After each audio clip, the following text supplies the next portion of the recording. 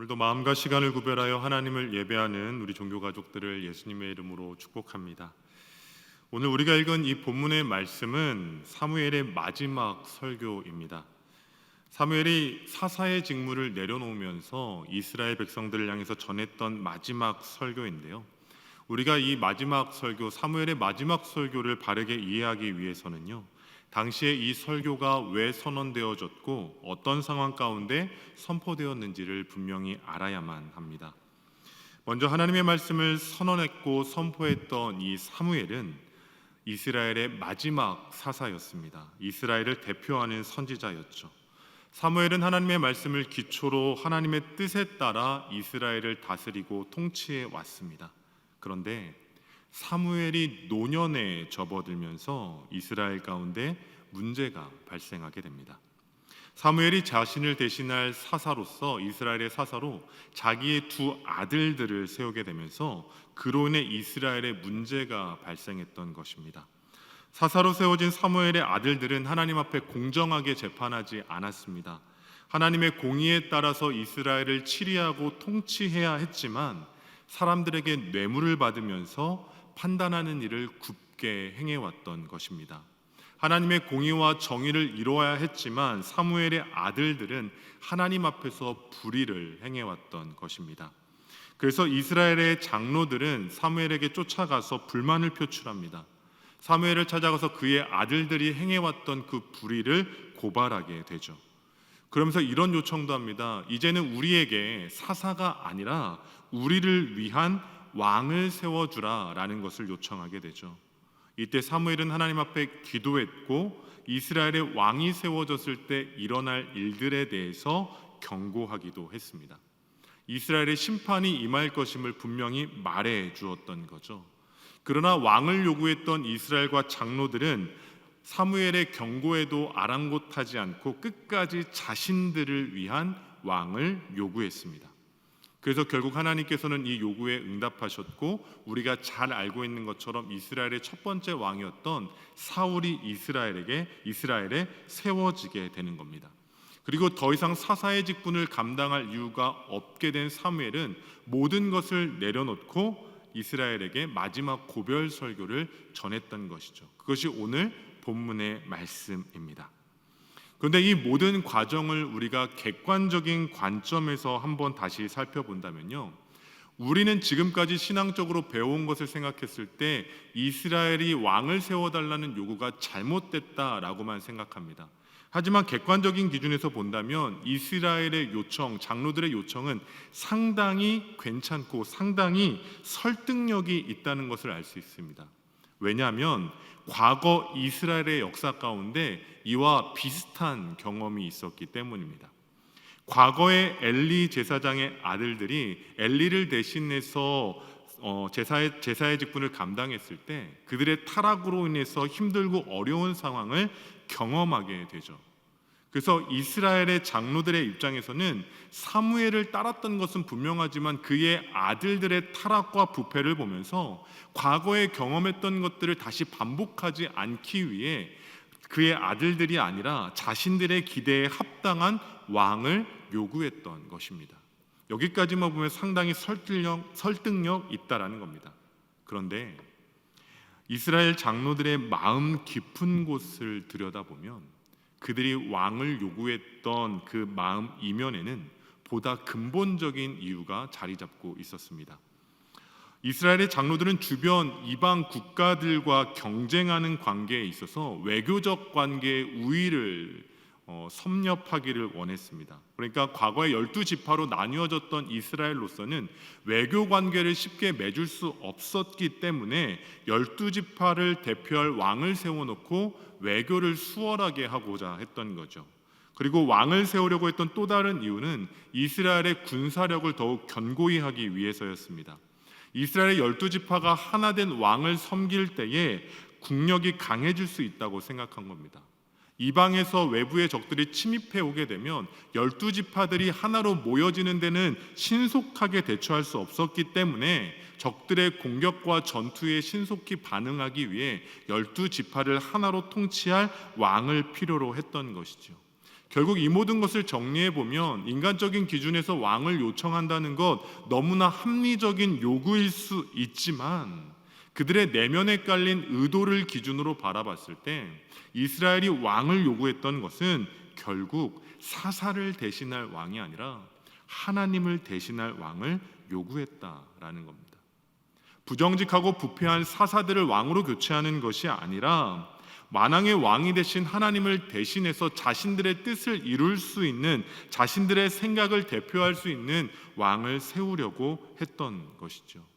그럼 우리는 질문을 하게 됩니다. 아니, 지금까지 출애굽 이후에 지금 모든 역사 가운데 함께 하셨던 하나님을 버리고 왜 왕을 요구했던 것일까요? 사실 하나님은 지금까지 이스라엘의 처음과 끝이 되어 주셨습니다. 출애굽을 시켜주셨고 위기에 처할 때마다 그들을 보호해 주셨고 먹이셨습니다. 약속의 땅 가나안에 정착한 이후에 위기를 경험할 때마다 사사들을 세우셔서 그들을 보호하셨죠.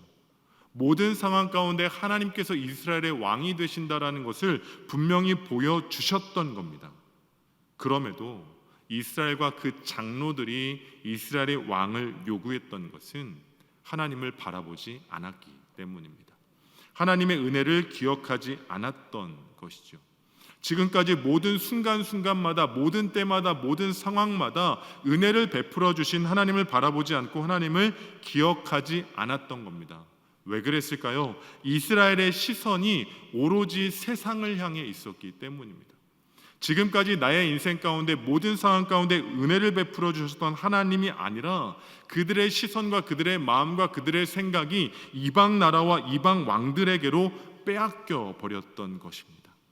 인간적인 기준에서 이방과 자신들의 나라를 비교하면서 이방과 같은 왕들이 있었으면 좋겠다라고 생각한 것이죠. 그리고 이러한 이스라엘의 잘못된 시선은 잘못된 생각으로 이어졌던 것이고 결국 하나님이 아니라 이방 나라의 왕들과 같은 그러한 왕이 필요하다라고 요구했던 겁니다. 우리는 이러한 이스라엘의 모습으로부터 영적인 교훈을 발견할 수 있습니다. 그것은 눈을 들어 바라보는 것이 우리의 삶과 방향을 결정한다라는 사실입니다. 세상을 살아가는 우리는 보아야 할 것이 있고 보지 말아야 할 것이 있습니다. 보아야 할 것에는 우리의 시선을 분명히 더욱더 고정시켜야 하지만 보지 말아야 할 것에는 우리의 시선을 조금도 빼앗겨서는 안 된다라는 거죠. 왜냐하면 우리가 시선을 빼앗겼을 때 우리의 마음과 생각과 믿음까지 영향을 미치기 때문입니다. 창세기를 보면 우리가 잘 알고 있는 하와가 등장하죠. 하와의 시선이 하나님을 향하지 않고 눈에 보기에 좋은 먹음직한 선악과로 향했을 때 그는 시험에 넘어지는 인생이 됩니다. 복음서를 보면 무리를 걷던 베드로 예수님을 바라보던 시선에서 흔들리는 물결을 바라보다 결국은 두려움에 사로잡혀 물에 빠지게 됩니다. 이 모든 상황을 종합해 보면 결국은 보아야 할 것을 보지 않고 오히려 보지 말아야 할 것을 바라보는 인생은 영적인 실패를 경험할 수밖에 없다라는 사실입니다.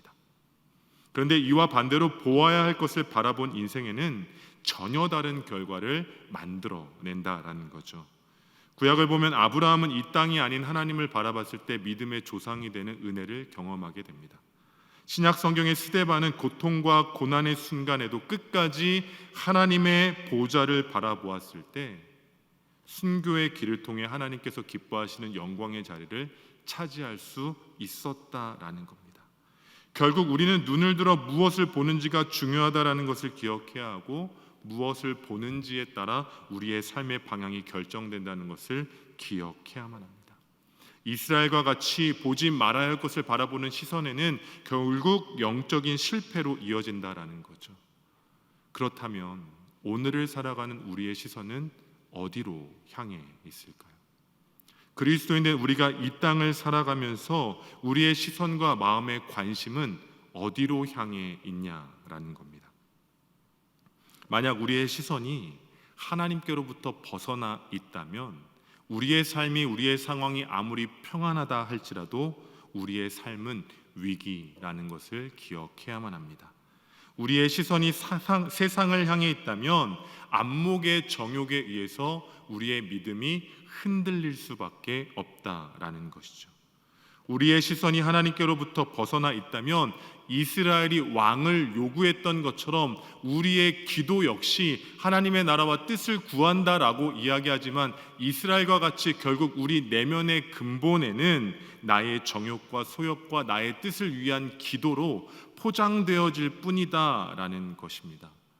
바라기는 우리의 시선이 세상의 화려한 가치 가운데, 승리 가운데, 성공 가운데 빼앗겨져 있다면 오직 예수 그리스도를 바라볼 수 있는 우리 종교가족 되시기를 소망합니다. 이 기도의 자리에 나와왔을 때 우리의 삶의 문제와 삶에 묶여있는 어려움과 위기를 바라보는 것이 아니라 이 기도의 자리로부터 하나님을 바라볼 수 있는 종교가족 되시기를 간절히 소망합니다. 우리가 이스라엘과 같이 세상과 우리의 마음의 욕심을 바라본다면 결국은 실패할 것이지만 이 기도의 자리에서 우리의 모든 것 되신 하나님을 바라본다면, 만왕의 왕 되신 하나님을 바라보며 나아간다면 결국 우리의 삶에는 하나님의 나라와 하나님의 놀라우신 뜻이 이루어지게 될 줄로 믿습니다. 혹이라도 우리의 삶의 문제를 바라보고 있다면 우리가 그 문제를 넘어 하나님을 바라볼 때에 그 문제를 새롭게 하시는 하나님의 역사를 경험하게 될 줄로 믿습니다. 그렇다면 이러한 변화를 우리는 어떻게 확신할 수 있을까요? 우리가 이러한 놀라운 변화들에 대해서 확신할 수 있는 것은 오늘 말씀에 기록된 사무엘의 삶이 이스라엘과는 전혀 다른 삶이었기 때문입니다. 다 함께 본문 14절로 18절까지의 말씀 조금 길지만 함께 읽어보겠습니다. 14절로 18절까지 말씀입니다. 너희가 만일 여호와를 경외하여 그를 섬기며 그의 목소리를 듣고 여호와의 명령을 거역하지 아니하며 또 너희와 너희를 다스리는 왕이 너희의 하나님 여호와를 따르면 좋겠지만은 너희가 만일 여호와의 목소리를 듣지 아니하고 여호와의 명령을 거역하면 여호와의 손이 너희의 조상들을 치신 것 같이 너희를 치실 것이라. 너희는 이제 가만히 서서 여호와께서 너희 목전에서 행하시는 이 큰 일을 보라. 오늘은 밀베는 때가 아니냐. 내가 여호와께 아뢰리니 여호와께서 우레와 비를 보내사 너희가 왕을 구한 일 곧 여호와의 목전에서 범한 죄악이 큼을 너희에게 밝히 알게 하시리라. 이에 사무엘이 여호와께 아뢰매 여호와께서 그날에 우레와 비를 보내시니 모든 백성이 여호와와 사무엘을 크게 두려워하니라. 아멘. 사무엘은 지금 우리가 읽은 본문 말씀 가운데 이스라엘을 책망하고 있습니다. 이스라엘, 너희가 하나님의 말씀에 불순종하는 그 왕을 구했기 때문에 너희의 조상들을 치신 것처럼 너희들도 치실 거라는 거죠. 본문 17절 말씀을 보면 밀을 베는 시기라고 말하고 있습니다. 그리고 그때 비가 내린다는 거예요. 근데 이 말씀 가운데 밀을 베는 그 때는 사실 우기가 아니라 건기입니다. 비가 오는 때가 아니었다라는 거예요. 비가 올래야 올 수 있는 시기가 아니었다라는 거죠. 그러나 그러한 모든 우주 만물을 통치하시는 하나님께서 이스라엘의 죄로 인해 비가 전혀 내리지 않는 건기에도 천둥과 번개를 동반한 폭우를 통해 그들을 심판하겠다고 말씀하고 계신 겁니다. 그랬더니 18절 이후의 말씀을 보면 이스라엘이 드디어 하나님과 사무엘을 두려워하기 시작합니다. 그리고 사무엘을 향해서 이런 요청을 하죠. 본문 19절의 말씀입니다. 본문 19절의 말씀도 함께 읽겠습니다. 모든 백성이 사무엘에게 이르되 당신의 종들을 위하여 당신의 하나님 여호와께 기도하여 우리가 죽지 않게 하소서. 우리가 우리의 모든 죄의 왕을 구하는 악을 더하였나이다. 이스라엘이 갑자기 왕을 요청했던 삶에서 기도를 요청하기 시작합니다. 이제는 왕으로도 자신들의 힘으로도 감당할 수 없는 문제 가운데 마주했기 때문이죠. 사무엘에게 기도를 요청하면서 자신들에게 선언되어진 심판을 피하게 해달라고 중보를 요청한 겁니다. 그러자 본문 23절에는 우리가 잘 아는 것처럼 23절에 이렇게 이야기합니다. 본문 23절 함께 읽겠습니다. 나는 너희를 위하여 기도하기를 쉬는 죄를 여호와 앞에 결단코 범하지 아니하고 선하고 의로운 길을 너희에게 가르칠 것인즉. 아멘. 이스라엘을 향해 얘기합니다. 기도를 요청했던 이스라엘에게 야 나는 너희를 위해 기도하기를 쉬는 죄를 범하지 않겠다라는 거예요. 이 말씀을 쭉 훑어보면 지금까지 이야기해왔던 내용들을 쭉 이어오다 보면 정말 답답합니다.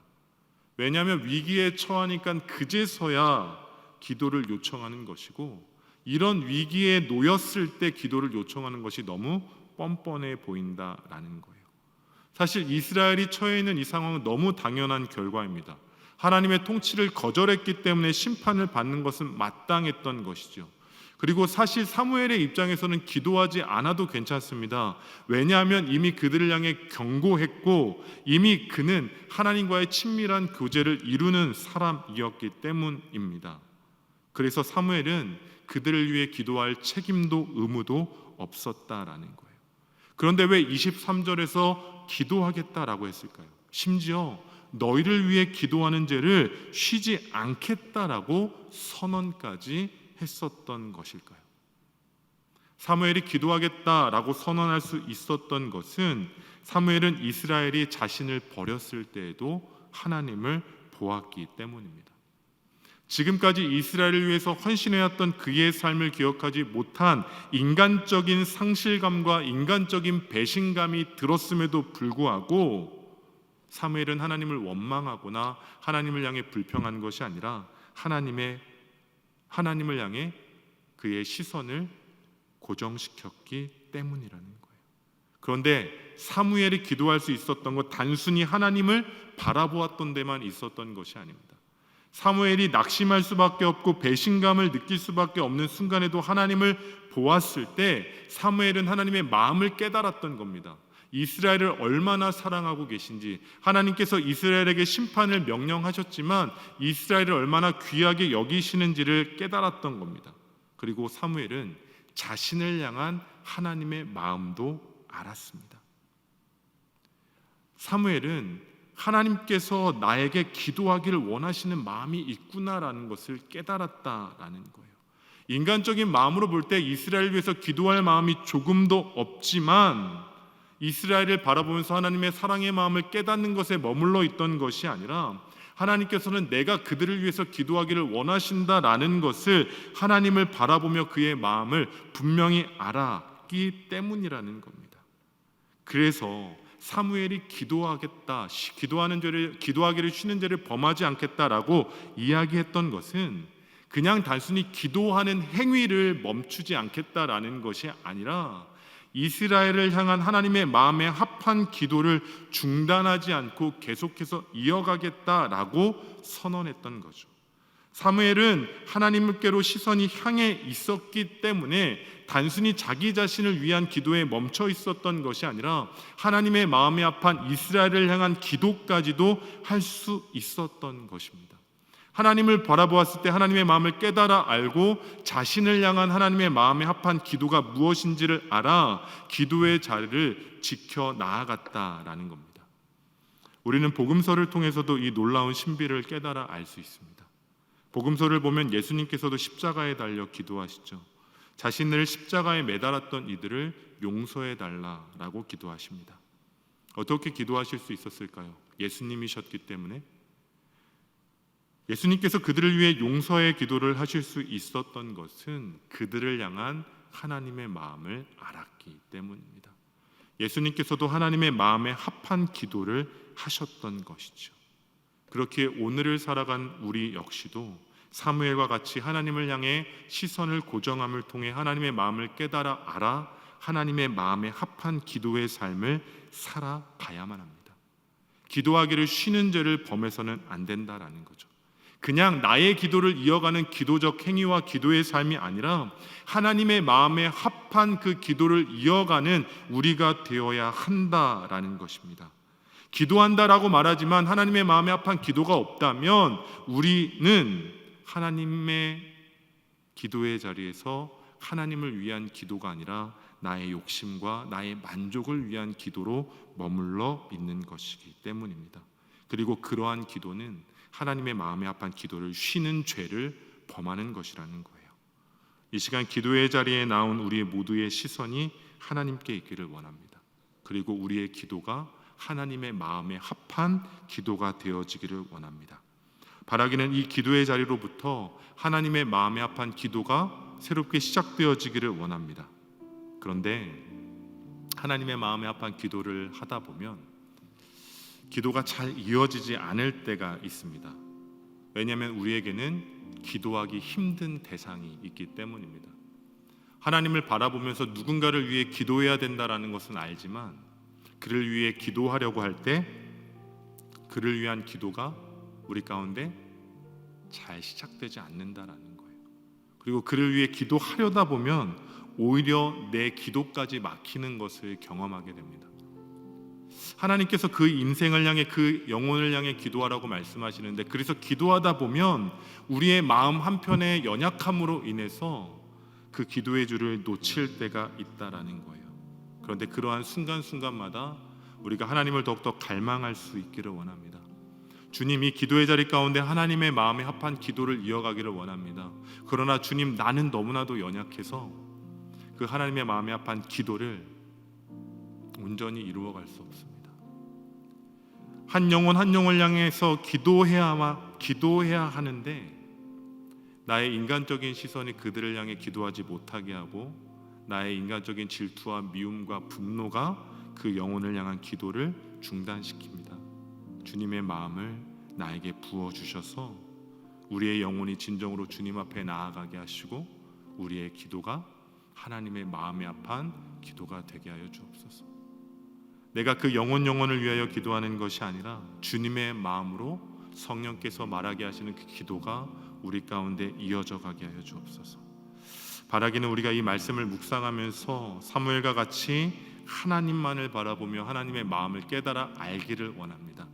그리고 하나님께 집중하며 기도의 자리로 나아갈 때 하나님께서 정말로 기도하기를 원하시는 그 합당한 마음이 무엇인지, 또한 나에게 기도를 요청하시는 것이 무엇인지 깨달아 알아 이 기도의 자리가 나의 만족을 위한 기도의 자리가 아니라 하나님의 마음에 합한 기도를 채워갈 수 있는 우리 모두가 되기를 원합니다. 더 나아가 이 시대에 우리 모두가 사무엘이 되어서 하나님 앞에 기도로 인정받고 기도로 권능을 받고 기도로 응답을 받으며 하나님의 영광을 위해 살아가는, 정말로 하나님의 마음이 이 땅 가운데 심기워지는 그 일 가운데 기도의 사명을 감당해가는 우리 종교 가족 되시기를 예수님의 이름으로 축복합니다.